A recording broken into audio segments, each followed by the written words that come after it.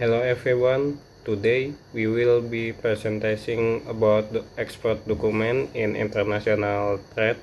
The product we are using as our case study is a recovery sandal, premium ergonomic sandal designed for post-activity recovery.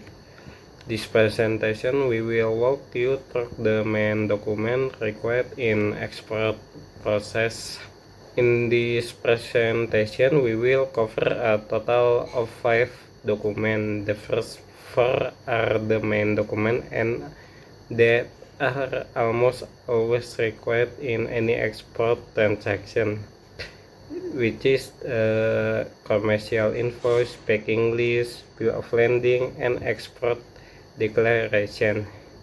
Additionally, we have select one supporting document, which is the certificate of origin, as it is highly relevant to our product.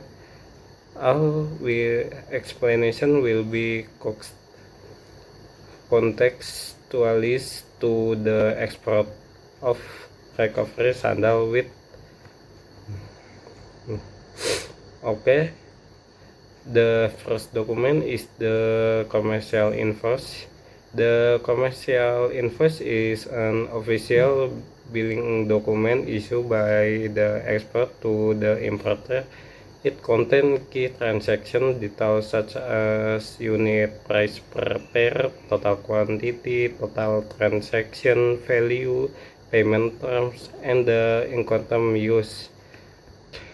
This document is issued by the exporter and it is prepared independently by the exporting company without requiring a third party. In terms of timing, the commercial invoice is prepared before the shipment depart. It serves 3 main purposes. First, as the basis for payment between the exporter and importer. Second, as a required document for a letter of credit processing at the bank. And third, as a reference for custom valuating at the destination country. For our product, the commercial invoice specifically include high code 6042.99. The price per pair of recovery sandal, total quality ship, and the agreed Incoterm. Okay, move on to the second document, the packing list. The packing list is the detailed document that describes the physical content of the shipment.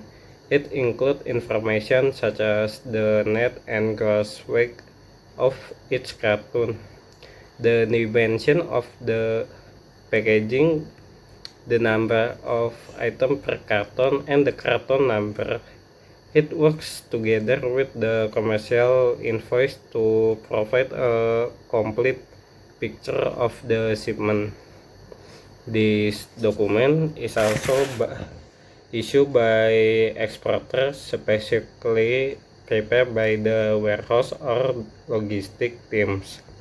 The packing list is created during the shipment preparation stage before the goods are stuffed into the container.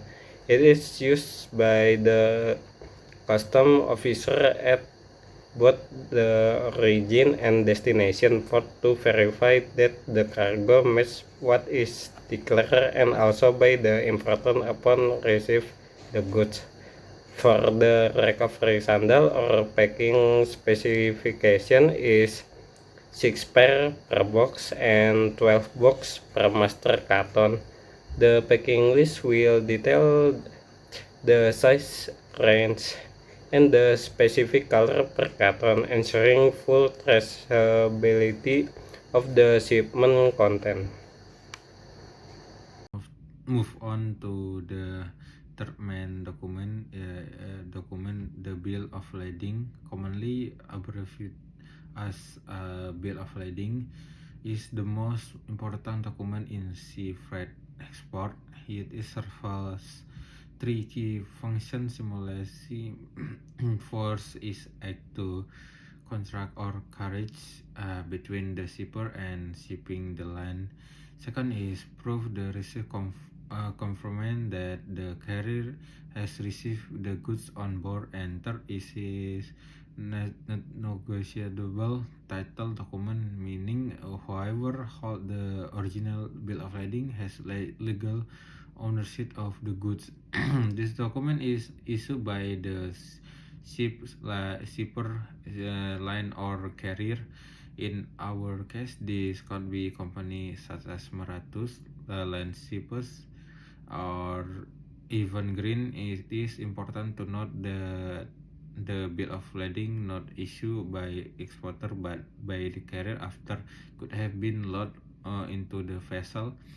Regarding time, the bill of lading issue after vessel has departed by specifically what is called on board.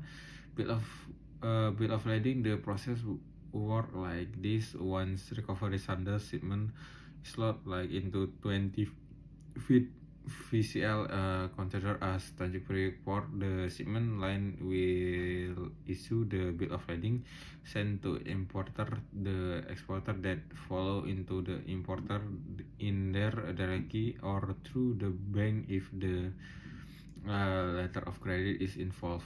And importer must present the original bill of lading to claim the cargo and to the destination port. The bill of lading for our shipment will state the shipper as a PT Recovery Sandal Indonesia, the conceit as the buyer, the port of loading as the Tanjung Priok, and the port discharge as the agreed destination port. The fourth and final main document is the export declaration, or in Indonesia is formally called Pemberitahuan Ekspor Barang, or PAB. The PAB in official customs declaration that must be submitted to the Directorate General Custom and Excise, or DGBC, before any good can be exported from Indonesia. Its function is notify the government of what is being imported, to whom, in what quantity, and what a value. Without an approved by PNB, the cargo cannot legally enter custom zone or be allowed to the vessel. This document is submitted by the exporter or the freight forward or behalf or the exporter through Indonesian digital custom system called the Indonesian National Single Window, or in SW. In most cases, company like PT Freight Solution Indonesia as a freight forward will handle the PAB submission on behalf of the important company. In the timing, the PAB must submit the unapproved before the good enter to the area is known as the pre-clearance process. Once DGB approve the PMB and issue the import approval, the goods are cleared to be transported to the container and load into vessel. For our recovery sandal export, PIB will include the HS code 6429900 and 00, the declared export value, the destination country, the type of packaging, and the complete identity of the exporter. This document is essentially the government record of every export transaction leaving Indonesia. Our chosen support document, the clarification or origin or COO. As we mentioned earlier, support document are not always required every export transaction. They depend on the product type, the destination country, regulation, and applicable trade agreement. For the recovery sandal, we select the certified or origin because it directly relevant and provide a significant commercial benefit. So what is the certificate or origin? It is a official document that the country or origin is supporting product in discuss confirming that recovery standard is a product of Indonesia. That important because the many country apply the import tariff trade rates depend on whatever the product come from. With a valid COO, the importer can apply the prevention tariff rate under trade agreement such as ASEAN Free Trade Agreement. The generalized system or prevents known as GSP. This document is issued by Ministry of Trade the Republic Indonesia or Kemendag through their original office. In some cases, can be also by designated by institute such as Kandin or Disperindan, depends of types of CO requirement. Regard of timing, CO apply before shortly after shipment department is must be submitted to custom authorities and destination country as part of the import clearance process. Now this is flexibly recovery sandal in Indonesia multiply free trade agreement with the key of market. Our product is eligible from the under ASEAN trade good assessment or COO from other GPS SIMs. This is mean that buyer countries like Japan, Australia, or ASEAN member state can enjoy significantly over import tariff when importing our recovery standard with a valid COO. Without this document, the importer will be subject to standard tariff, which would increase the length of cost of our product and reduce price competitive into the market. We have Alright, what we have now covered all 5 documents in our presentation. Allow me to summarize what we have in discussion today. The exporter process from recovery sandal to involve for main document. One supporting document, the flow beginning with the exportation the declaration or PAB, which must approved by a customer before the goods enter the port.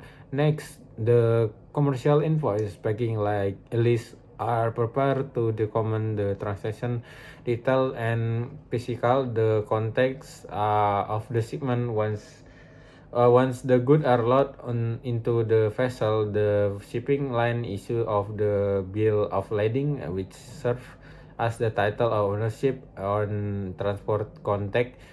Finally, the certificate of origin is obtained to support the importer in claiming preferential tariff treatment at the destination country.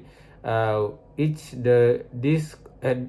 of these document plays a specific and irreversible or in assuming that the exporter process runs smoothly, legally, and efficient.